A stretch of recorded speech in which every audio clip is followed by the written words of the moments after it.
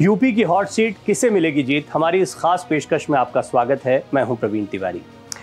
उत्तर प्रदेश लोकसभा चुनाव की अगर बात करें तो ये बहुत ही महत्वपूर्ण माना जाता है। दरअसल इस राज्य की 80 की 80 सीटें केंद्र की सत्ता की चाबी होती हैं और इसीलिए उत्तर प्रदेश लोकसभा चुनाव 2024 के लिए भी काफ़ी महत्वपूर्ण राज्य है।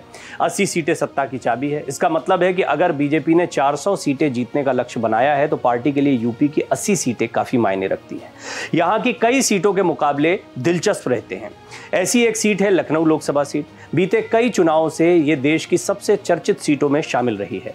पूर्व प्रधानमंत्री अटल बिहारी वाजपेयी लगातार 5 बार यहां से सांसद रहे। यहां के मौजूदा सांसद देश के रक्षा मंत्री राजनाथ सिंह हैं। राजनाथ सिंह को एक बार फिर बीजेपी ने अपना उम्मीदवार बनाया है।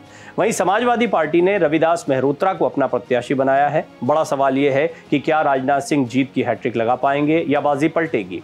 देखिए हमारी खास पेशकश, यूपी की हॉट सीट किसे मिलेगी जीत।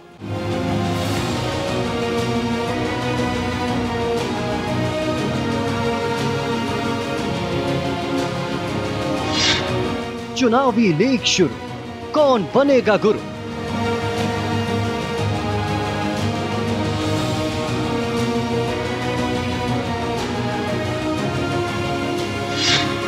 मोदी के धुरंधर वर्सेस राहुल के सिकंदर।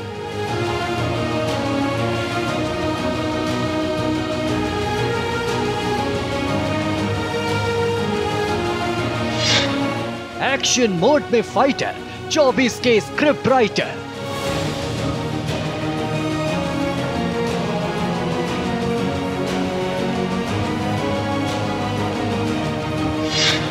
सबसे बड़े सिपाही जो जिताएंगे लड़ाई।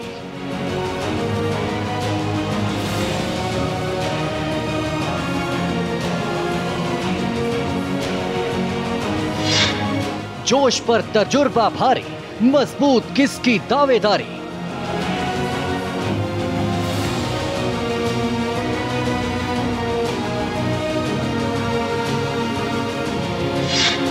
मैदान में महारथी, कौन बनेगा जीत का सारथी।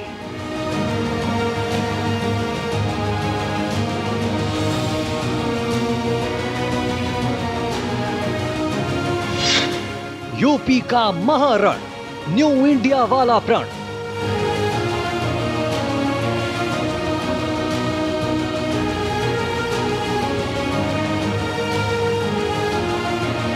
लखनऊ का जहां तक प्रश्न है, लखनऊ के बारे में कितना विकास हो रहा है, कैसे विकास हो रहा है, कोई हमसे यदि पूछे तो मैं अभी पूरी तरह से यहां के विकास से संतुष्ट नहीं हूं।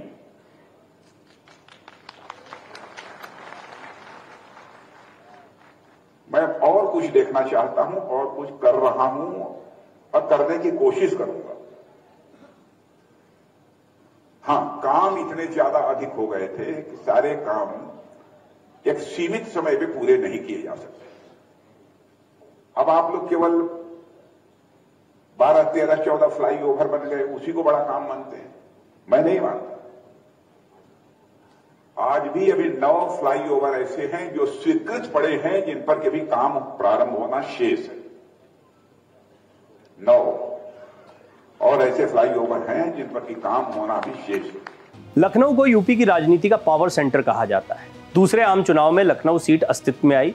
यही वो जगह है जहां से सिर्फ यूपी ही नहीं, देश की राजनीति की दिशा भी तय होती है। बीजेपी ने दिग्गज नेता और देश के रक्षा मंत्री राजनाथ सिंह को लखनऊ से एक बार फिर चुनावी मैदान में उतारा है। राजनाथ सिंह से पहले इस सीट का प्रतिनिधित्व कौन कौन से चेहरे कर चुके हैं, लखनऊ सीट का चुनावी इतिहास क्या रहा है, इस सीट पर कब किसे जीत मिली, 2019 के चुनाव में राजनाथ सिंह की जीत कितनी बड़ी थी, मौजूदा सियासी समीकरण क्या कहते हैं, तमाम सवालों के जवाब इस रिपोर्ट में देखिए। लखनऊ का इतिहास। उत्तर प्रदेश की राजधानी लखनऊ हमेशा एक सांस्कृतिक शहर रहा है। अपनी समृद्ध सांस्कृतिक विरासत और ऐतिहासिक महत्व के साथ साथ लजीज व्यंजनों के लिए देश नहीं बल्कि विदेश में भी मशहूर है। लखनऊ को पूर्व में गोल्डन सिटी और शिराज़े हिंद के नाम से भी जाना जाता था। शहर का प्रारंभिक इतिहास रामायण से जुड़ा हुआ है, क्योंकि ऐसा माना जाता है कि इसकी नींव भगवान श्री राम के भाई लक्ष्मण ने रखी थी। गोमती नदी के तट पर बसे इस शहर को लक्ष्मणपुर और लखनपुर के नाम से भी जाना जाता है। लक्ष्मण को उत्तर भारत में लखन भी कहा जाता है। कुछ लोगों का मानना है कि यह शहर लक्ष्मण के बाद लक्ष्मणवती के रूप में जाना जाता था। ये नाम पहले लखनवती हुआ, फिर लखनौती और फिर लखनऊ हो गया। ऐतिहासिक घटनाओं का संग्रह। सदियों से लखनऊ ने मौर्य, गुप्त और दिल्ली सल्तनत सहित कई राजवंशों का उत्थान और पतन देखा है। लखनऊ का इतिहास कई राजवंशों, सांस्कृतिक प्रभावों और ऐतिहासिक घटनाओं का एक संग्रह है जिसने इसकी पहचान को आकार दिया है। अपनी प्राचीन उत्पत्ति से लेकर नवाबों के गौरवशाली दिनों और स्वतंत्रता के संघर्ष तक लखनऊ उत्तर प्रदेश की राजधानी की समृद्ध विरासत के प्रमाण के रूप में खड़ा है। 1952 और 1953 में नेहरू परिवार वाले उम्मीदवार जीते। लखनऊ के चुनावी इतिहास पर गौर करें तो पहले आम चुनाव में लखनऊ नाम से लोकसभा सीट का अस्तित्व नहीं था। 1951 से 1952 में जब देश का पहला लोकसभा चुनाव हुआ, उस वक्त उत्तर प्रदेश में लखनऊ जिला, बाराबंकी जिला और लखनऊ जिला मध्य नाम से 2 सीटें थी। लखनऊ जिला मध्य सीट से कांग्रेस की विजय लक्ष्मी पंडित जीती थी। विजय लक्ष्मी देश के पहले प्रधानमंत्री पंडित जवाहरलाल नेहरू की बहन थी। वहीं लखनऊ जिला बाराबंकी जिला सीट से कांग्रेस की गंगा देवी को जीत मिली थी। 1953 में विजय लक्ष्मी पंडित के निधन के बाद लखनऊ जिला मध्य सीट पर उपचुनाव हुए। 1954 में हुए इस बाई इलेक्शन में नेहरू परिवार से संबंध रखने वाली शिवराजवती नेहरू जीती थी। शिवराजवती की शादी डॉक्टर किशन लाल नेहरू से हुई थी।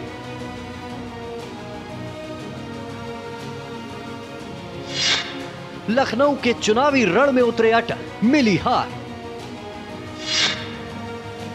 साल 1957 देश में दूसरी बार के लोकसभा चुनाव में लखनऊ लोकसभा सीट अस्तित्व में आई। मुकाबला भले ही पहला था, लेकिन दिलचस्प रहा। भारतीय जनसंघ की टिकट पर अटल बिहारी वाजपेयी उतरे तो कांग्रेस ने पुलिन बिहारी बनर्जी को उम्मीदवार बनाया। नतीजे सामने आए तो अटल बिहारी वाजपेयी को हार का सामना करना पड़ा।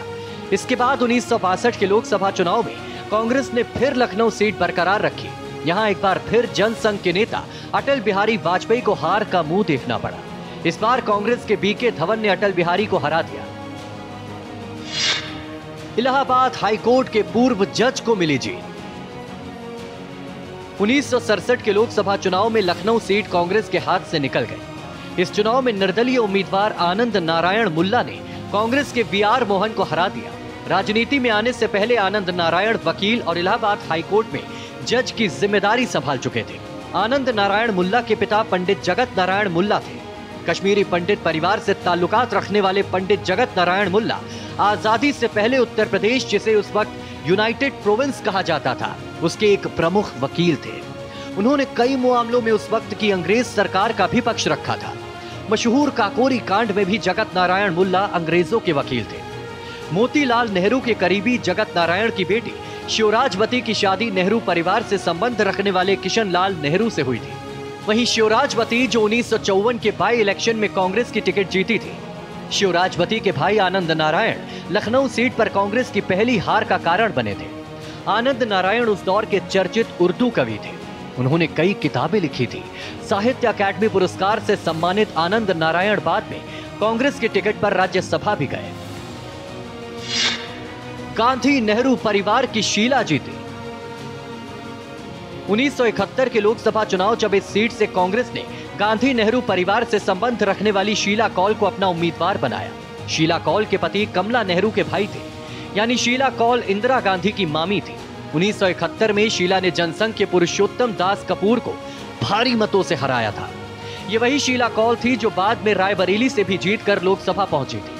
आपातकाल के बाद हुए 1977 के लोकसभा चुनाव में कांग्रेस को देश के ज्यादातर हिस्सों में करारी हार झेलनी पड़ी थी। लखनऊ सीट पर भी यही हाल हुआ। 1977 में यहां से भारतीय लोकदल के नेता हेमवती नंदन बहुगुणा ने कांग्रेस की शीला कौल को बड़े अंतर से हरा दिया। हेमवती नंदन बहुगुणा उत्तर प्रदेश के मुख्यमंत्री भी रह चुके हैं। बहुगुणा की बेटी रीता बहुगुणा जोशी लखनऊ जिले की लखनऊ कैंट विधानसभा सीट से 2012 में कांग्रेस और 2017 में भाजपा के टिकट पर जीती थी। फिलहाल रीता बहुगुणा इलाहाबाद लोकसभा सीट से सांसद है। कांग्रेस ने फिर वापसी की। 1980 के लोकसभा चुनाव में कांग्रेस ने एक बार फिर से वापसी कर ली। पार्टी की प्रत्याशी शीला कौल ने जनता पार्टी के महमूद भट्ट को करारी शिकस्त दी। 1984 में हुए चुनाव में भी कांग्रेस की तरफ से उतरी शीला कौल जीती। इस बार उन्होंने लोकदल के उम्मीदवार मोहम्मद यूनुस सलीम को बड़े अंतर से परास्त किया। 1989 के लोकसभा चुनाव में लखनऊ सीट कांग्रेस के हाथ से निकल गई। इस चुनाव में जनता दल के मानधाता सिंह ने जीत अर्जित की, जिन्होंने कांग्रेस के दाऊजी को बड़े अंतर से हराया। ये वही चुनाव था जब कांग्रेस ने शीला कौल को लखनऊ की जगह रायबरेली से मैदान में उतारा था। शीला 1989 में रायबरेली से भी जीतने में सफल रही थी। इसके बाद 1991 में भी शीला रायबरेली से जीतकर संसद पहुंची थी। तीसरे प्रयास में लखनऊ से जीते अटल। यह साल था 1991 के लोकसभा चुनाव का। इस चुनाव में लखनऊ लोकसभा सीट का मुकाबला सुर्खियों में रहा। इस बार के चुनावी रण में भारतीय जनता पार्टी दस्तक देती है और चेहरे के रूप में पेश करती है अटल बिहारी वाजपेयी को। 29 साल बाद लखनऊ की सियासत में अटल बिहारी वाजपेयी ने वापसी की। इससे पहले वो 1957 और 1965 में जनसंघ की टिकट पर यहां से चुनाव लड़ चुके थे। तब दोनों बार अटल बिहारी वाजपेयी को हार का सामना करना पड़ा था। 1991 के लोकसभा चुनाव में दिग्गज अटल बिहारी वाजपेयी ने अपनी पिछली 2 हार का बदला ले लिया। इस चुनाव में उन्होंने कांग्रेस के उम्मीदवार रंजीत सिंह को काफी बड़े अंतर से हराया। 2004 तक अटल बिहारी ही जीते। 1996 के लोकसभा चुनाव में भी लखनऊ सीट का मुकाबला सुर्खियों में रहा।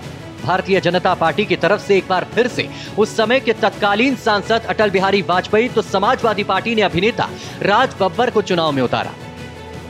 नतीजे एक बार फिर से बीजेपी के पक्ष में आए। इस चुनाव में अटल बिहारी वाजपेयी ने राज बब्बर को बड़े अंतर से हराया। इस जीत के साथ 16 मई 1996 को अटल बिहारी वाजपेयी ने देश के प्रधानमंत्री पद की शपथ ली थी।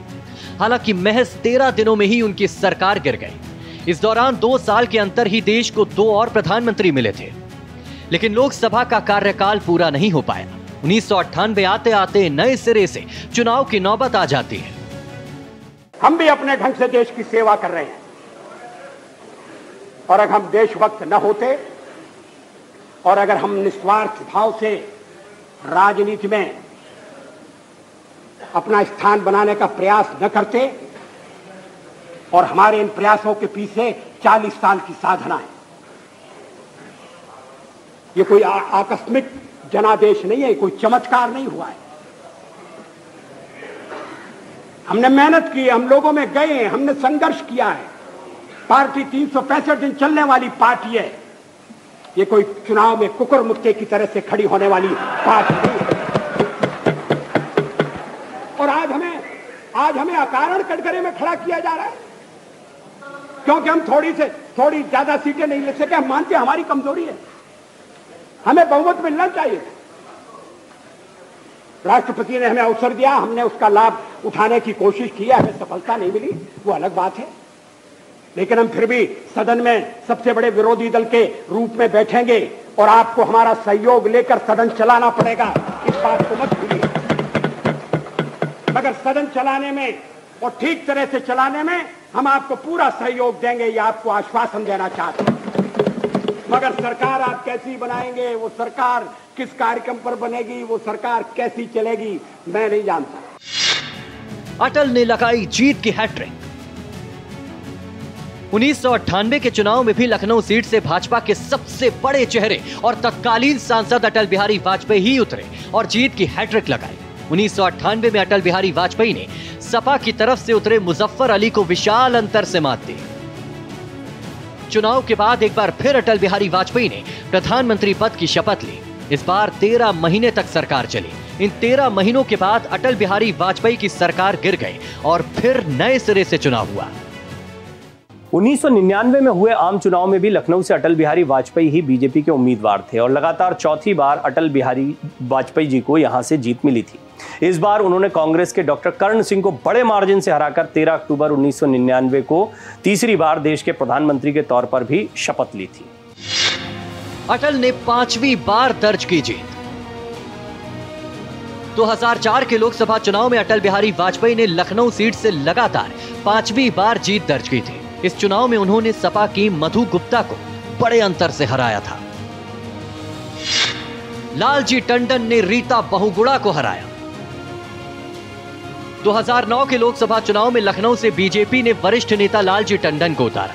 इस चुनाव में टंडन ने कांग्रेस की तरफ से उतरी रीता बहुगुणा जोशी को भारी मतों से शिकस्त दी। ये इस सीट पर बीजेपी की लगातार छठी जीत थी। 2014 और 2019 में राजनाथ को मिली बड़ी जीत।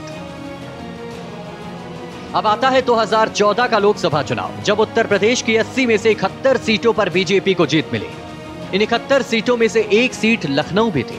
बीजेपी के तत्कालीन राष्ट्रीय अध्यक्ष राजनाथ सिंह इस सीट से चुनावी मैदान में उतरे थे। उन्होंने सपा की तरफ से उतरी रीता बहुगुणा जोशी को 2,72,749 वोटों के बड़े अंतर से हराया था। 2019 के लोकसभा चुनाव में एक बार फिर बीजेपी की तरफ से राजनाथ सिंह उम्मीदवार थे। वहीं सपा ने अभिनेता शत्रुघ्न सिन्हा की पत्नी और अभिनेत्री पूनम सिन्हा को मैदान में उतारा। इस चुनाव में राजनाथ सिंह को जीत मिली। उन्होंने सपा उम्मीदवार को 3,47,302 वोटों से हराया था और यहां कांग्रेस ने आचार्य प्रमोद कृष्णम को उतारा था, जो कि तीसरे नंबर पर रहे। हमारी जो कोशिश यह है कि यहाँ के लोग स्वस्थ भी रहें, इसलिए मैंने कहा था अपने लोगों से कि भाई ऐसा करिए, एक भी पार्क यहाँ का शेष नहीं बचना चाहिए किसी कॉलोनी का, यहाँ पर कि जिम की व्यवस्था न हो जाए, ताकि लोग अपने घरों से निकलकर वहां पर एक्सरसाइजेज भी कर सकें। मनुष्य समाज में योगदान करे, उसके लिए आवश्यक है तो शरीर से स्वस्थ हो और मानसिक रूप से भी वह स्वस्थ हो। इस सोच के आधार पर अरे इस काम को कोई छोटा काम मान सकता है, लेकिन मेरे जैसे व्यक्ति के लिए बड़ा काम था। मैं तो यह चाहता हूं कि यहां के पार्कों को इस तरीके से विकसित किया जाना चाहिए और इस तरीके से उसे हरा भरा रखना चाहिए, ताकि घरों से, अपनी कॉलोनी से निकलकर जब लोग पार्क में पहुंचे तो एक स्वस्थ माहौल में वहां पर योगा कर सकें, प्राणायाम कर सकें। 2024 लोकसभा चुनाव में मुकाबला। अब बात 2024 के लोकसभा चुनाव की बात कर लेते हैं। इस चुनाव में भाजपा ने लगातार तीसरी बार राजनाथ सिंह को टिकट दिया है। बीते 8 चुनाव से लखनऊ सीट पर जीत दर्ज कर रही बीजेपी के राजनाथ सिंह का मुकाबला इस बार सपा के रविदास मेहरोत्रा से होगा। इसीलिए इस बार भी राजनाथ सिंह का हैट्रिक लगाना लगभग तय माना जा रहा है। लखनऊ लोकसभा सीट के तहत 5 विधानसभाएं आती हैं। 2022 के विधानसभा चुनाव में लखनऊ लोकसभा में पड़ने वाली 5 में से 3 विधानसभा सीटों पर बीजेपी को जीत मिली थी। वहीं 2 सीटों पर सपा के उम्मीदवारों ने जीत दर्ज की थी।